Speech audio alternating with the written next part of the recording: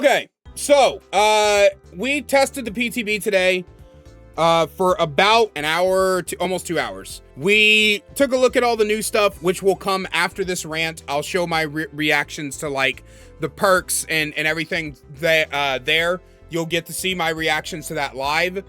Instead, right now, what we're going to talk about is the judgment. And I'm not going to fucking bullshit you. I'm not going to do some long intro here. Straight up, fuck this killer. Genuinely one of the most awkward, clunky, frustrating, feel bad killers I have ever played in my entire 3,000 hours of playing Dead by Daylight. I legitimately do not know how anyone ever would get the, what's the word I'm looking for? The motivation to learn how to play this killer. I genuinely don't know. I don't know how you can ever get the motivation to learn how to play Judgment. Everything about this kit, not everything. The power is the most awkward, unintuitive thing I've ever played with in my entire life. The whole time that creators who got early access to this killer were talking about it, they were saying highest skill floor in the game. It just takes a while to learn. And there were a lot of people that were worried that people weren't going to want to take the time to learn because it's quote unquote hard. It's not the difficulty. It's the fact that this is unintuitive as shit. If you watch the background footage, you'll see a couple of times where I will flick the camera. So I'll send the beam out, I'll wait for it to charge up, and then I'll like flick the camera to the left or right and cast. And instead of the beam following the arrow, it will go wherever the fuck it wants to go. And the arrow just doesn't seem to matter that much. The arrow that you're using to guide where it's going to go after you cast it seems to be more of a suggestion than it is an actual way to aim the power. And the only rectification to this is the zealous state, where it works slightly better. But that slight better control that you have, the slightly less delayed cast time, the slightly better following of the arrow that you're dragging around, that makes the character feel 100 times better. Zealous mode is the only way I feel like this character is worth playing and learning. And it sucks because in order to use Zealous mode, you have to use the super clunky bullshit, go fuck yourself base mode that feels like crap. It doesn't feel good. And that's the problem. The whole time I was like trying to figure it out. We were in the testing phases where I just had my community like standing still so I can learn how to aim and everything. Chat was lit up with suggestions that was basically just guesswork. Maybe you're casting too soon. Maybe you're waiting too long. Maybe you're not doing this. Maybe you're not doing that. It's a bunch of maybes, and the reason it is because there's no visual feedback to what you're doing incorrectly when the beam doesn't go to the left, or it doesn't go to the right, it doesn't follow, or it doesn't hit, or whatever. There's no feedback. There's no feedback when you barely miss. So for whatever reason, you don't get like Artists, where you get Killer Instinct where you barely miss. I don't know why that's not a thing. There's no feedback as to why the beam isn't following the arrow while you flick. Because if you want a killer that's hard to use, I'm down for that. I want that to be the case. But there's no reason to learn how to play this killer when you can't learn by just playing the killer, right? You can't learn how the killer works and functions because it doesn't give you any feedback to the mistakes that you're making. And so a lot of times you'll go to throw this thing out to somebody. You'll like go like, I'll be sending it forward. They'll juke right. I'll flick it right. The arrow goes toward them, right? The arrow goes to where they're at. And I predicted the arrow flick correctly, but because the beam decides it's just going to keep traveling straight, I've wasted my power. It takes an age for your power to come back for you to try again. It's I don't know how long it is. It looks like it's about 9 seconds, which is kind of long. In my opinion, it's very frustrating, so you can't just try again. You're 4.4, so you're not chasing down survivors very often and M1ing them. It just doesn't feel good. And because it doesn't feel good, I don't want to take the time to learn the high skill floor.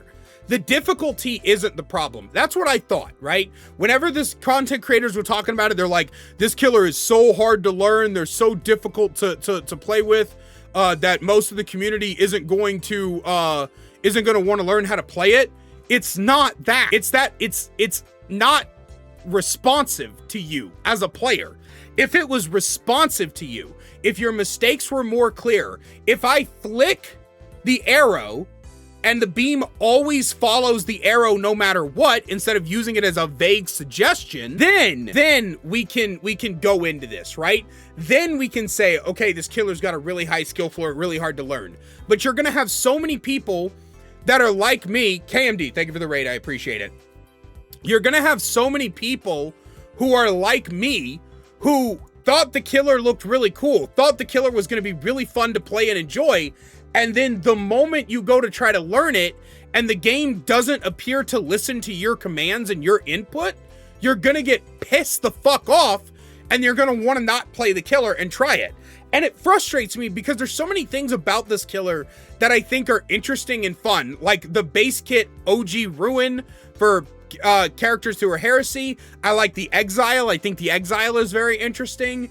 I like the art design, the sound design. I even like the power when it functions correctly. But if I am constantly having to guess whether or not my flick is going to flick the power or the beam's just going to go straight whenever the fuck it wants, why should I put the time in to learn this killer?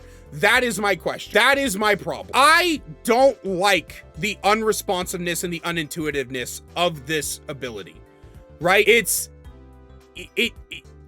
I aim the beam, if I aim the reticle, it should follow the reticle. Otherwise, I don't see how you can consistently hit people. Because if they're watching you, you're fucked. If you aim from far away, they can see the aura of the beam, you're fucked. I don't know how you're supposed to catch people off guard, which is how you play projectile killers, if it doesn't follow your instructions. If I'm playing Jason, or Huntress, or Trickster, or Deathslinger, or Unknown, any other projectile killer in this game, and I flick, and I aim my camera where the survivor is, I expect my projectile to go to that place. But if I am constantly having to sit there and go, ooh,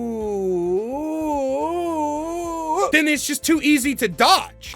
So yeah, that's my opinion. I don't like the Judgment. They feel extremely clunky and unfun to play, and it has nothing to do with the difficulty and everything to do with the unintuitiveness of the character. And it sucks because that is the only part of the kit I feel is really bad. Play button is now 9 bazillion times bigger for some reason. All right, let's check out the little tutorial things here. Why was that so delayed? What the fuck? Okay. Honestly, looks sick. Okay. The videos do not appear to be working for the Judgment right now. Okay. That's funny. Completing their heresy. Okay. Feral slash being a claw just doesn't feel right. I'm gonna be honest with you, chat. Oh, little tool, and here are the tooltips down here to be like, hey, you know, here's some good counterplay to the survivors. Being exposed is dangerous, but the ghost face doesn't have tools to catch up to you easily. Yeah, that's the reason he's the worst killer in the game, behavior. Okay, sounds good. And they can only leave by disconnecting. Fucking what? Oh my gosh. Okay. I'm curious to see what Vecna's looks like. And they're in release order, it looks like. Wait, we even get numbers. Wait, we even get numbers. Wait, the new tutorial adds numbers. We didn't get this before. Wait, it adds numbers. We have actual numbers. We don't have to go to the wiki anymore to see the fucking numbers. So it says fly forward 22 meters. It used to just say 5 skeletons fly forward. Weekend is increased by 8 seconds. We used to not get that. 6% hindered. We used to not get that. It used to just say you hinder them. We have fucking numbers, guys. It only took 10 years to put numbers in the fucking game. Oh my God, it's beautiful. Look, increased movement speed to 4.8. We know. We know. Oh. Oh. All right, it's pretty good. All right. Oh. Okay. I guess I'll restart the game then. God forbid we ever get some fucking testing that's not bugged to shit. Dude, I really hope that that bug does not come to the live servers. So help me behavior if in 3 weeks I boot this fucking game up and I go deal with a black screen of death on the live servers, I'm fucking, like, I'm stealing all the office toilet paper on Taco Bell Day. Do not piss me off, behavior. Okay, all right, chat. Let's get our first look at the girl. Why is the twins and Sadako kill switch in the PTB? What the fuck? Ridley? Who the fuck is Ridley? I don't know who that. But I think there she is. All right, chat. First look. You ready?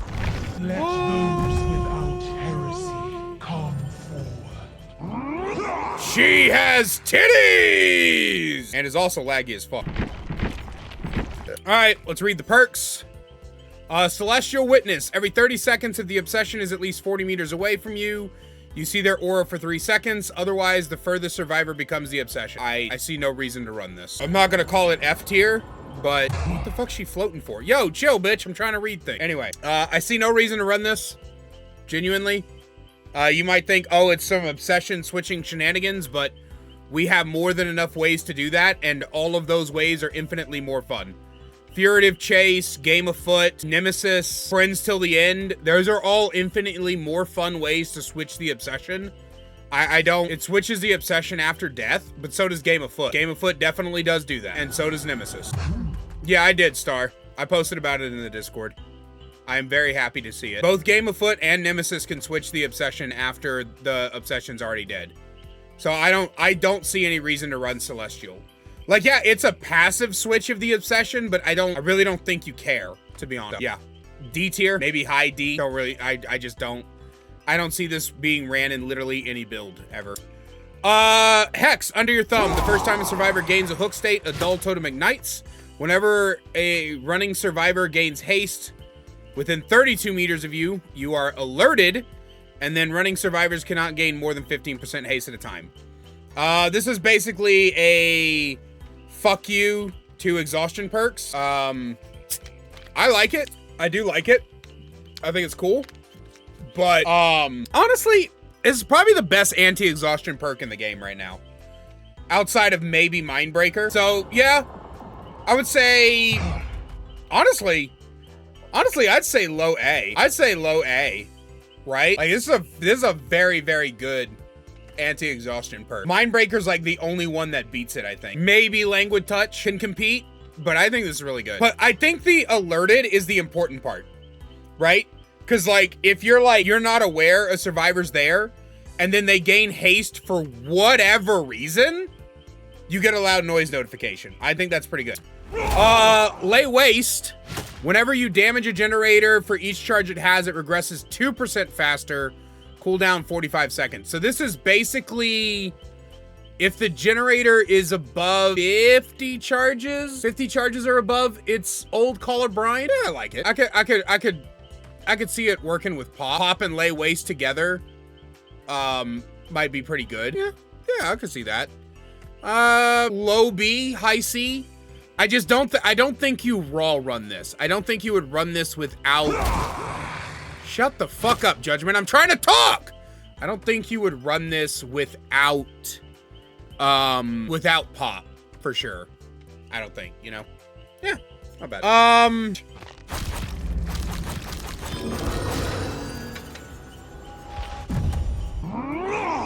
Witness to Conrad. 2 on heresy. Oh, wow. All the quotes are from like some sort of like Bible-esque thing within the realm. Wait, do we have lore on this killer? No, not yet. Okay, I guess we'll get it. We'll get it whenever the chapter drops.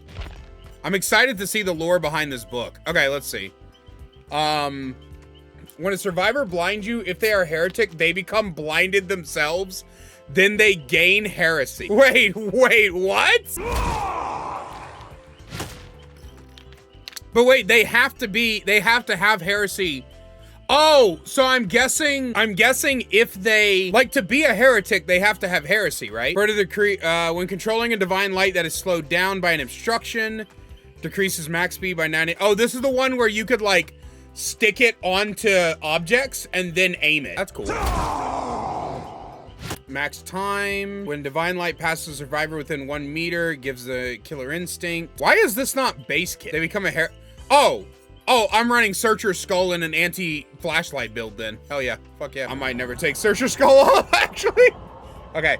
While zealous, increase the maximum lifetime of cast divine light, decreases the radius. The range the survivors can observe divine is extended by 200%. I don't see the point of ever running this. This just makes it harder to hit in exchange for like, oh, sniper.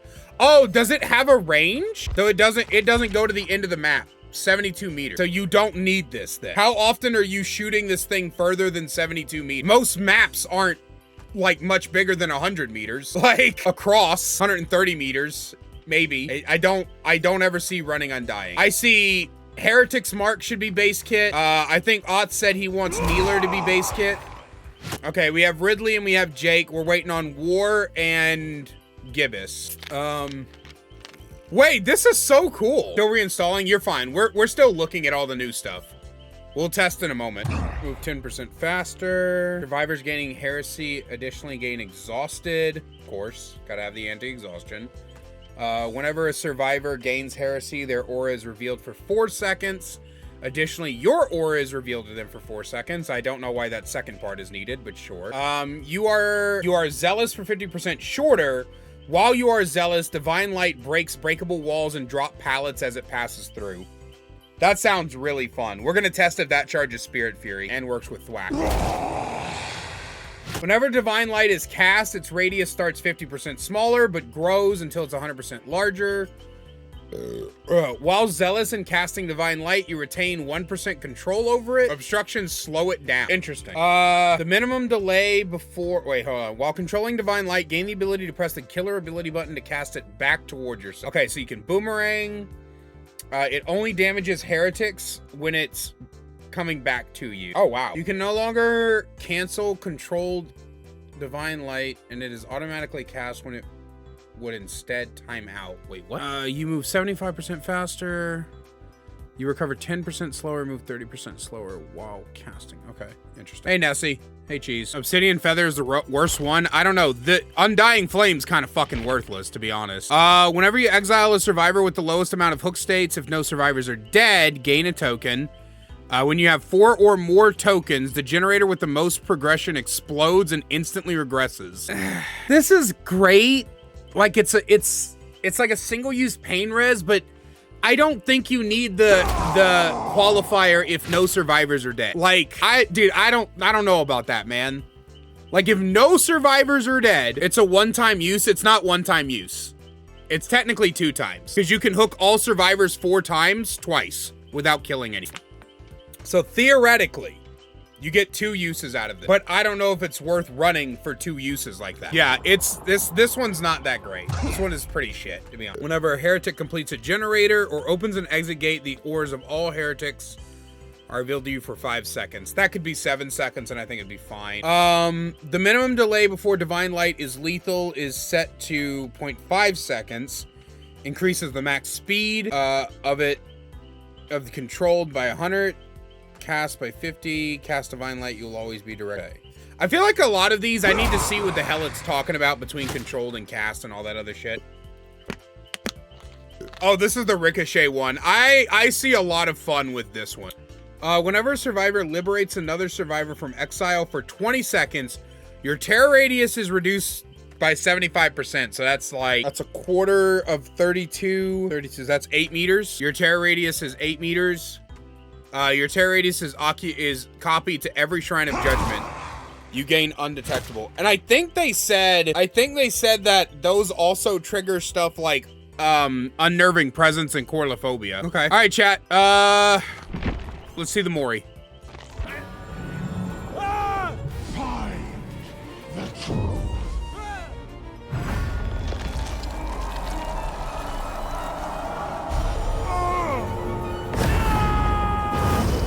Cool. Oh, damn. Wait, the bloody cosmetic is insane. Because your terror radius is going on to the shrines, Long. Dude, the bloody cosmetic is genuinely insane, bro. What the fuck? All right. Let's look at her recolors. So we got green, orange, purplish pink, yellow, purple and gold, and then teal and blue. I don't understand why these are uncommon, but these are common, but sure, okay. Ooh, pretty little water. I like the water. Dude, this is sick. I don't like this one as much. I like this one. All right, let's go look at the survivor real quick, and then we'll get into some testing. All right, Grandma, Aurora Star Daughter. Why didn't y'all, Star Daughter? Why not just say Star Daughter? I know that's what you guys wanted to say. Aurora is a very, very pretty. All right, let's look at her perks. Salvation's Cry. Whenever a killer starts chasing you, you see the aura of other survivors for 3 seconds. Survivors not being chased see your aura for 5, and survivors not being chased see the killer's aura for 5. Yeah, it's not bad. That's not bad. Oh, I see. Thank you. Why not just use Bond? Because this allows your... this allows the other survivors to see where the chase is happening. So they get a little bit of information on what's safe and what's not. I'm not gonna say this is better than Bond, but honestly, probably like high B tier. Pretty good. It's actually really good. Fruits of your labor. Whenever a generator is completed, you earn a token. Whenever you finish repairing a generator, for each token, you gain 5% haste for 2 seconds, and you gain 20% healing progress. So this is basically a adrenaline that ramps up as long as you're the one completing the generator. So I'm gonna say low B, because that burst of healing and haste throughout the trial will definitely help. But because you have to be the one to finish the generator, it's gonna be kind of difficult to get off. I would still, if you were choosing between adrenaline and this, I'd still run adren over this. But it's pretty good. Boon Steadfast. While next to a totem, bless the boons. Generators within the boon's range regress 50% slower, and survivors repair them 10% faster. Okay, sure. I don't know how strong this is outside of like multi-floor maps, because if you don't have a boon next to the generators, then like who cares? So I don't know. Like, I'm irritated they're giving survivors yet another gen rushing perk, but is this going to be run over all the other gen rushing perks? I don't know. I don't know. I don't think this perk is a problem. I think it's annoying, sure, but I don't think this perk is a problem. I'm gonna say low B. I'm gonna say low B for this one, to be honest.